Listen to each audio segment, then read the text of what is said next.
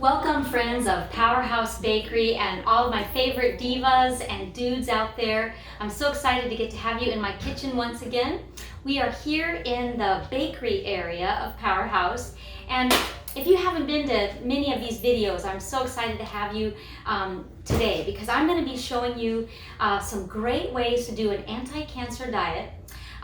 Absolutely beautiful, so that the eyes eat first. So really the hope is to invite your family to be interested and intrigued about what it means to eat more plant-based. If you have been in Powerhouse Bakery before, you know that our goal is to show the world that healthy can taste amazing. And while we do everything gluten-free here, that doesn't always mean it's healthy. Gluten-free doesn't guarantee healthy. But what we want to do is help people understand what criteria makes healthy. And when I opened Powerhouse, my goal was to show people that there's several parameters that we judge healthy. We talk about the macronutrients, which are protein, carbohydrates, and fats. We also talk about the micronutrients. So that's really regarding the vitamins. So vitamin A, D, E, and K, those are the fat-soluble vitamins. And then we have the micronutrients also that are minerals. So you have the vitamins and the minerals in that category. And the minerals are even a little bit more obscure. That would be like potassium and magnesium, calcium, phosphorus, manganese. All of those minerals that it's kind of hard to know exactly where they come from. Looking at all those nutrients, some of them are easier to tell than others. So you've probably heard me talk about the bright colors. And in this showcase, boy, do we have some bright colors. And so I'm going to kind of show you where all those bright nutrients come from. And then we'll also talk about how when you get those bright colors, you also get a whole nother family of nutrients called the phytonutrients or the isoflavones. Those are super important too, and they're a little bit more vague. Are they the minerals, or are they the vitamins, or are they the fat soluble, or are they the water soluble? Where do those antioxidants or isoflavones come from? So I want to talk with you a little bit about that too. But let's get started with some of the colors that I want to show you. On this plate, we've got the bright yellows. We've got some beautiful beets that are bright yellow, and of course we've got our sauteed greens, and if you can see in there, I've got a little bit of fabulous garlic worked in, and then I lightly seasoned with a little bit of sea salt. And here is the showcase item for today. This is so beautiful. It's black japonica, and it is rice that's called black japonica, and we also have a black lentil that has become more and more popular of the grain family. I've been so excited to see these pop up at H-E-B and even at Sprouts and probably Whole Foods. So this one is, like I said, it's a trio, and here is the brand that I used. I've got a couple, so I'm going to show you a couple. But what's so cool about this is the color. What it shows here is the black rice, the black quinoa, and also the black lentils. So here's a couple of other brands. Again, I just kind of went shopping. I wanted to see what would be out there for you to have. So these are all similar in that they're using this beautiful color, and that's really the goal today. Is I want you to help your family get excited about how the eyes can eat first and have this beautiful blend of colors, and it really makes the plate interesting. It almost could be sort of thought of as the meat. And very soon I'm going to show you how to make a no-meat loaf made out of this. So that's a little prelude. But these are just some brands. So again, the dark color is what we're looking at. Also what's key is it's a whole grain. It's an ancient purple rice. So anytime we get more color, we're pretty darn sure there's more minerals, and there's more vitamins, and of course there's even more of those phytochemicals that again are kind of that elusive category. Where do we put them? So in a nutshell, where do we put them? They're really a third category. We have the macros, we have the water-soluble and the fat-soluble vitamins, and then we have the minerals, and then we have that extra category called plant phytochemicals. And that's because scientists aren't really sure where to put them. It's many chemicals that we really are not able to replicate and put into a vitamin pill, although some supplement companies will try to do that, try to convince you that you can have these isoflavones in a pill form, but don't believe them. I don't think we're there yet. But again, today, what I wanted you to get to see are these beautiful colors and how they come with the fat solubles as well as the minerals, the water solubles, and those plant phytochemicals. So here are these beautiful colors that we have to work with. So in the next little container here, I want you to see how I've put it together. So look at this gorgeous plate. What I've done here is I've cooked the rice and lentil blend, and I sauteed the greens, and then I roasted the butternut, and then I cut it and I did a quick pan fry. So you can easily do this at home. It's a very simple, quick approach to just adding another little layer of color to that. And the other way you can do it, of course, is to add it for a stuffed acorn squash. So here's the other completed dish that I wanted to get you to see. And so what I've done on this one is instead of the butternut squash, which I'm going to show you how to work on, we can also make sure that I show you how to do this one, work on it by taking all that inside shell out. But what I think is so cool too is both of these, the skin is edible. So that other nutrient component that is kind of vague sometimes is the fiber. It's like, well, do we want more soluble fiber or insoluble fiber? Well, these babies have both, power packed. So not only are they loaded with the soluble fiber that we really see from the pulp, and soluble fiber just means that it can pull water into our intestine. It is absorbable, or it can go into the bloodstream after it leaves the intestine, and it helps our blood to pull out the cholesterol and take it out of the body. That's soluble fiber. Insoluble fiber is pretty similar, but that's going to be where we get all the value of the outside rind of the butternut and the acorn, not to mention some from our greens. So the insoluble fiber is that fiber that cannot be absorbed and brought into the bloodstream. So while it's really good for our gut, it does not help our bodies improve cholesterol levels, meaning it doesn't pull those cholesterol molecules from our blood to take it out of the body. Okay, so those two are really important. And when you eat more plant-based, you are absolutely getting more of both kinds of fibers. They're getting more fiber from the beautiful rice and quinoa and lentil blend, loaded fiber. And you're getting the insoluble fiber from the skins and even some of the greens, like I mentioned. And then one other little topper I put on here was one of my most favorite things as of late is these cashews. And I just sprayed them with a little bit of olive oil, and then I added some sriracha, so some of my garlic and paprika and smoked chili peppers. You can make your own, or you can use the sriracha blend, and they're so good. So it's a little extra crunch. So notice all the beautiful colors that I've got going on in this plate. Lots to play with, and of course, lots to interest the palate. So let me get started to show you how I built both of these. So here is my base ingredients of these beautiful kernels of grain. So in this particular one, I do have the quinoa, the lentils, and the rice. But again, if you pick different ones in these different varieties, you could get all rice, that would be fine, or again, all quinoa. You can buy them in the bulk section, or you can buy them in a prepackaged. In general, when you mix them, you're going to want to use an airtight pan, so meaning the lid should be airtight, should fit on securely, and you should be able to have a see-through lid because you want to see when the water is absorbed well. Now, most of these products are going to have you do a 2-to-1 ratio, and that just means twice as much water as grain. Now, you do want to let the water boil before you add in your grain. This is the case even if you're doing regular rice. Don't put everything in, put the lid on, and put it on the stove. You will not have perfect rice. And same with these, even though they're bright colors. Some of the recipes will have you do a little bit more water, and that's because they are kind of a tougher grain. But honestly, start with a 2-to-1, and if you feel like it needs to be a little softer, I'll show you some tricks on how to do that. But for the most part, 2 times as much water to your grain. You let the water boil, you put in your grain, and then you turn on the stove. You want to let the water boil. You want to turn it on, and then as soon as you put your grain in, you turn down the heat, put your lid on, and then let it simmer. Put your timer on for the time that it tells you on the package, and look inside your lid you should be able to peek in there and see if there's any water left over and you've already done all of the cooking time. I would suggest give it another 5 minutes. If after 5 minutes you tilt it and there isn't any water left, you're probably good. But still leave the lid on, slide it off the burner and let it sit on the side because it'll continue to reabsorb that water just more slowly because there's no burner on, okay? So a really important strategy there for the good rice. And with this one, what I've done is a really interesting combination.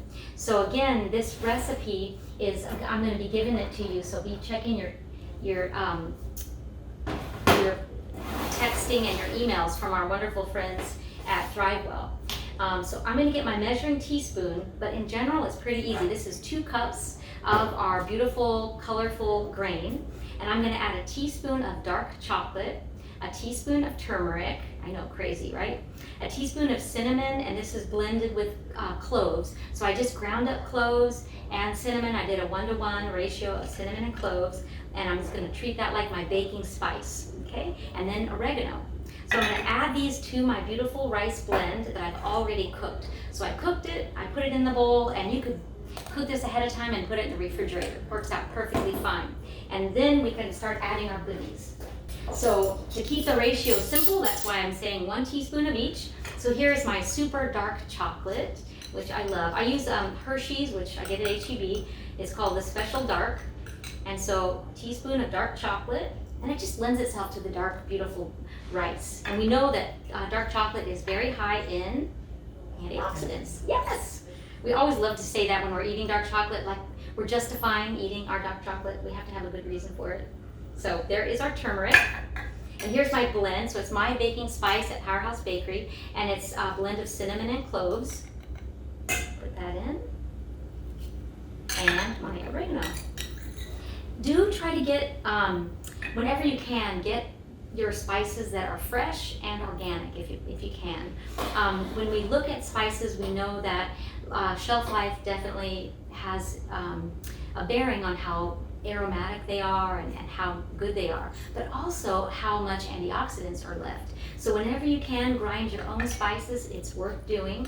Whenever you can, getting fresh, it's worth doing. So now I'm just going to blend that rice in with those beautiful spices. And by the way, if you get to this point and you feel like your rice is a little bit sticky, like this one's, I think, just perfect. It's not sticky. But remember I mentioned that if you have a little too much moisture in there and you wanted to dry it out a little bit, heat up your skillet, make it medium-high. Remember, I never do anything until the skillet's heated. So medium-high, super important. Get it nice and hot, dab a little bit of oil in there and drop your grain in, and it'll dry it right up. Make it perfect, and just in case you want it to be a little bit drier. But this looks really pretty. Now I'm going to add in a tablespoon of olive oil.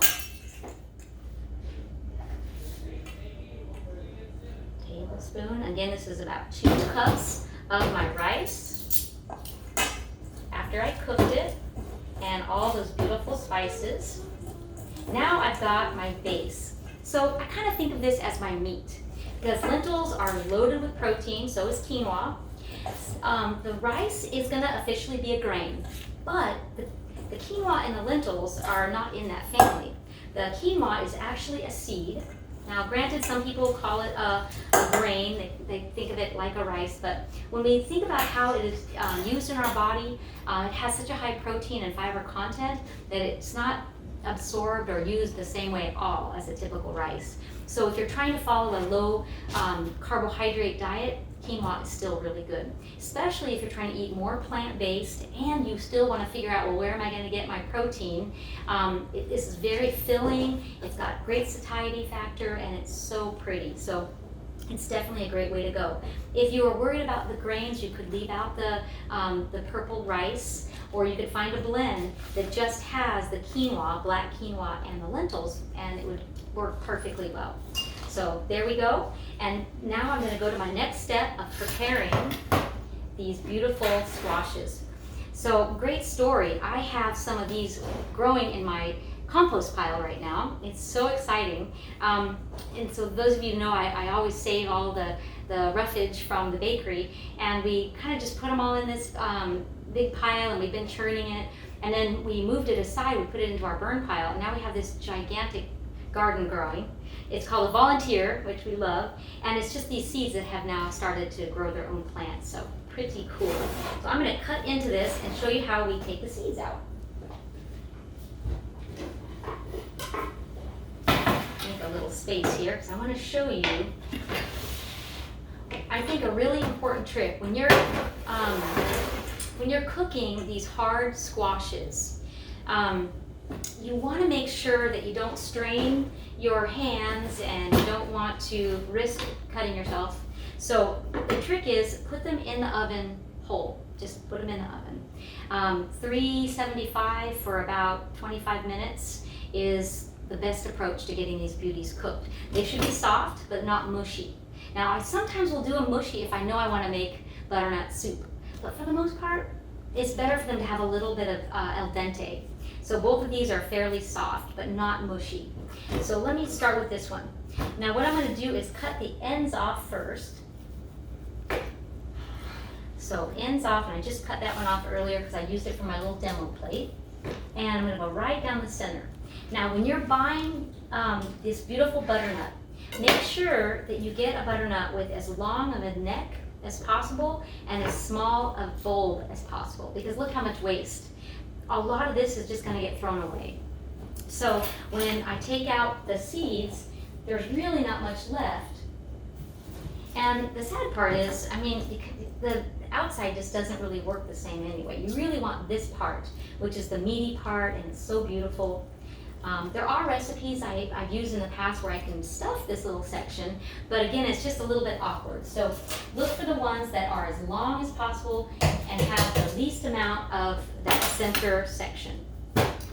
And then they're so easy to de-seed. Notice that the little threads pull away really nicely. And I'm just using my little measuring spoon.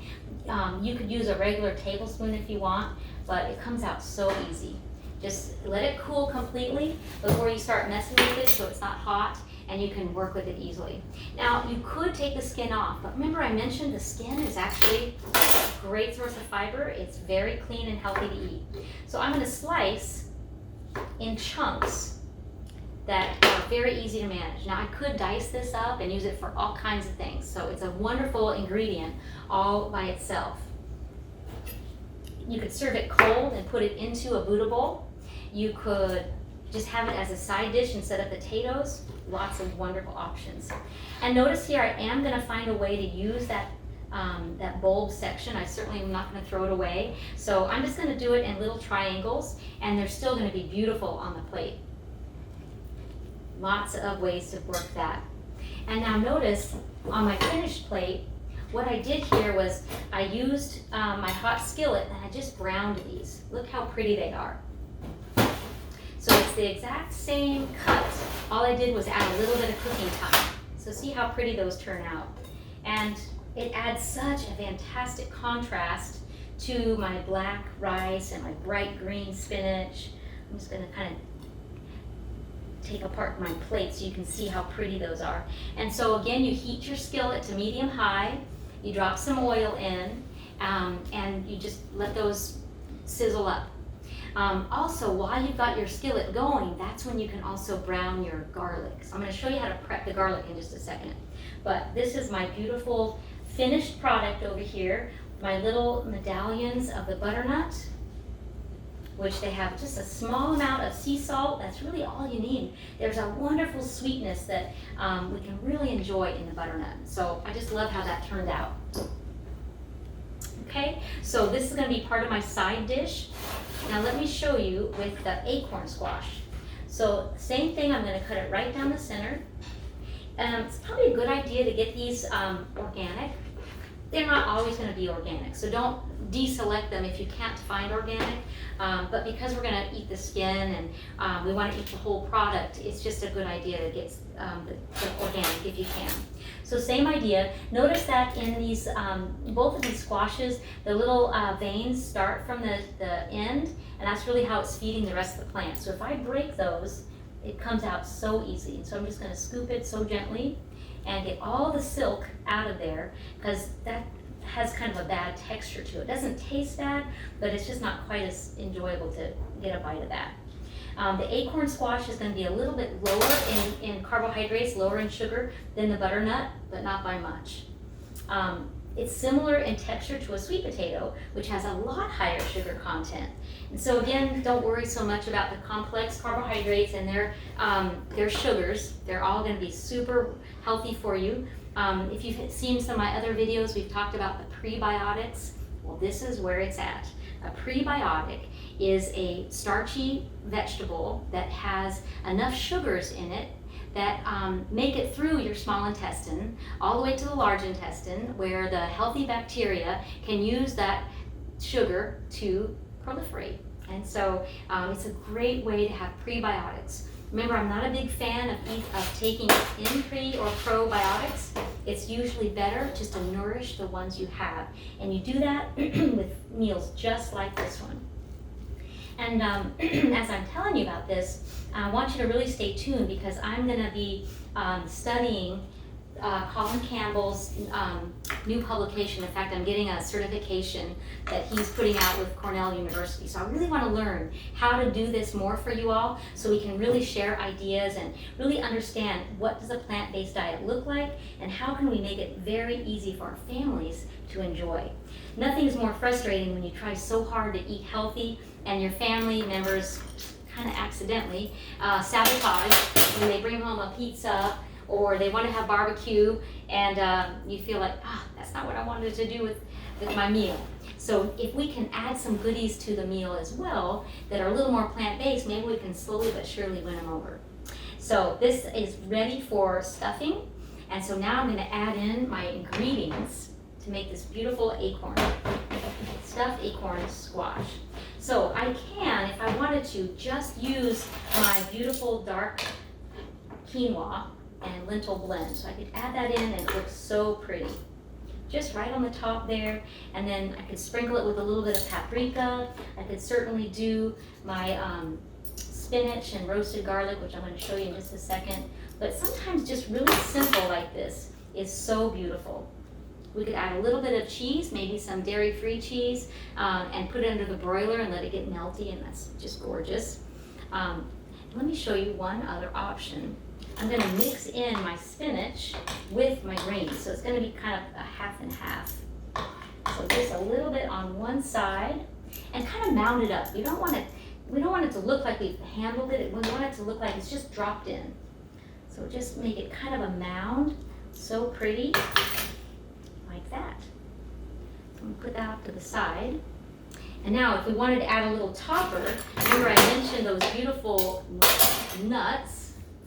Let me show you that. And just a couple little chops, and we can turn these big cashews into a nice, delicate little topper on here. Of course, I could always use mighty seeds, which you know I love. These are nice though. A cashew is pretty oily. It just has a decadent flavor and texture. And it lends itself in color to this topping. So I'm just going to kind of drizzle them on. And of course we know that because the eyes eat first, it's so pretty to have it just kind of drizzle all around. That looks great, right? We could do some fresh ground pepper on the top too if we wanted. Absolutely great option. So notice that with my finished plate, I put one more ingredient on the top. Here I put the roasted garlic on the top, or you could do the nuts. Now check this out. I did an extra little sliver of something that I absolutely love. And that is turmeric. So I used some turmeric in my spice blend, but I also have fresh turmeric, which I think is so beautiful. And all I did was use a potato peeler, and I just sliced off a couple of pieces and just drizzle it right on the top. It's so easy to do. And now more and more times you'll find this at H-E-B. And when you're looking for turmeric, you want to get some that don't look too dry. Definitely store it in an airtight container to keep it healthy. And honestly, all you have to do is slice it. You really don't have to shred it. So in salads, I'll sometimes just do sliced turmeric. Look how pretty that turns out. Just beautiful sliced turmeric. You can also add it to a skillet and do a quick little stir fry. but it is gorgeous. Oh, and it smells so strong. Be careful though, it does stain pretty seriously. It will eventually come off your skin, but probably not your white shirt. So I'm gonna now just give it a little knife through it, and I'm gonna add it into my beautiful spinach leaves over there. And I can use that for a spinach salad, which would be lovely. So spinach salad with some roasted cashews and a little bit of olive oil and vinegar. Oh, so good. Again, loaded with nutrients. And then I could also add my beautiful beets to that salad. So you can buy beets, of course, red or yellow. These are so pretty though. They will oxidize, so if you're gonna put them on a salad raw, just dip them in some orange juice first, and they stay bright yellow and they're so pretty. When you roast the beautiful beets, they sadly will lose their bright color. Now if you boil them like a parboil, they'll keep their color. But I'm just gonna toss that into my beautiful salad. So now we have beets and we have turmeric in our spinach salad. And guess what? I could even put some of those beautiful lentils in that salad. And now it's gonna start reminding me of a Buddha bowl because you've got all the different colors in there. But you don't have to peel the beet. You can leave it with that darker red on the outside. Look how pretty that looks. And as long as you wash them, don't peel them. It's fabulous. And it just adds so much intrigue and color to that beautiful salad. Okay. Now, I'm going to show you one more thing. I'm going to show you how to peel your garlic. So if we are going to saute the garlic and make some of our beautiful saute, a couple tricks here. So first I'm going to clear off my space. There's lots of gadgets for working with garlic, and honestly I think just having a nice knife and flat surface does wonders. So let me show you. So the first thing we're going to want to do is take the paper off. So we're going to press it down.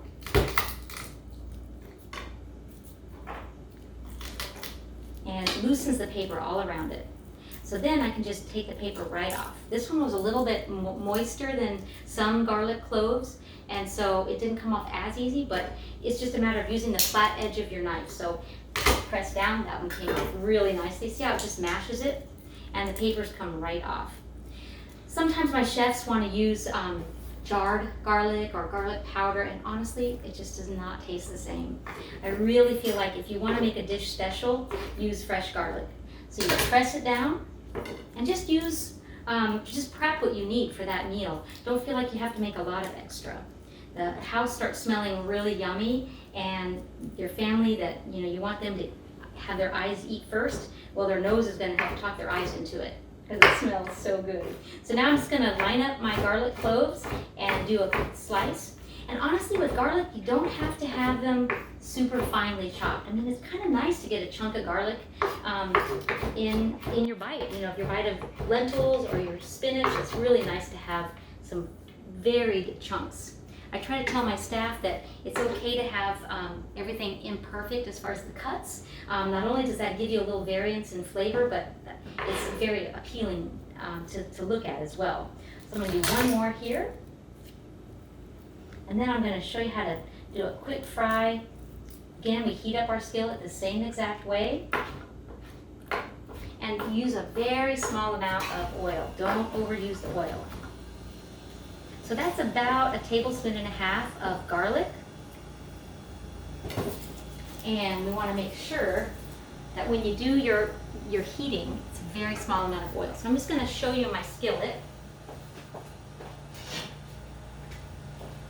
So we're going to imagine this is hot, okay, medium high, and I'm going to show you how we're going to prep this. So 1/1000, that's about 1 tablespoon of oil, and that's going to be enough for me to do my garlic and my greens if I want to saute to show my end product. So I'm going to heat up the oil and then drop those in, and it should just be aromatic. So as soon as you drop your garlic in and you hear it sizzle, then you turn your heat down to medium to maybe even medium low. That way it comes out beautiful and you don't have to risk overcooking that garlic. And once it's done, then you can add in your greens and finish them right up. So when I finished up that beautiful saute, look how pretty they turn out. So it's very light. We don't want to overcook the greens. We want to keep them soft. So here in my little sample tray, you can see that it's still very easy to identify each leaf, and that's really what we want. We don't want to overcook them. So it takes about maybe a minute. Stir them around as you're cooking them, and they turn out absolutely beautiful. And you can use arugula, you can use very different kinds of greens, baby chard, baby kale, very easy to work with. And then when you layer them on the plate, keep them light and fluffy. We don't want them to look like they're overburdened with with oils. And so now I've got my plate set up. Let's kind of go through the macronutrients now. With the lentils, if we do a half a cup of lentils, it gives us 17 grams of protein. It gives us 5 grams of fiber, 32 grams of carbohydrates, and virtually no oil. In our beautiful lentil, quinoa, and japonica rice, I did not add any oil, and it still turns out just beautiful and soft with a little small amount of al dente, which is what we want, that little tooth. And then when we start looking at the antioxidants, we've got beta carotene, which is the bright one, right? Bright orange, as well as vitamin A. Anytime you see bright colors, we also get vitamin C. So we got beta carotene, vitamin C, vitamin A, and in the greens we have the phytic acid, which is a way to store phosphorus, so we like that. It also has potassium, magnesium, and calcium.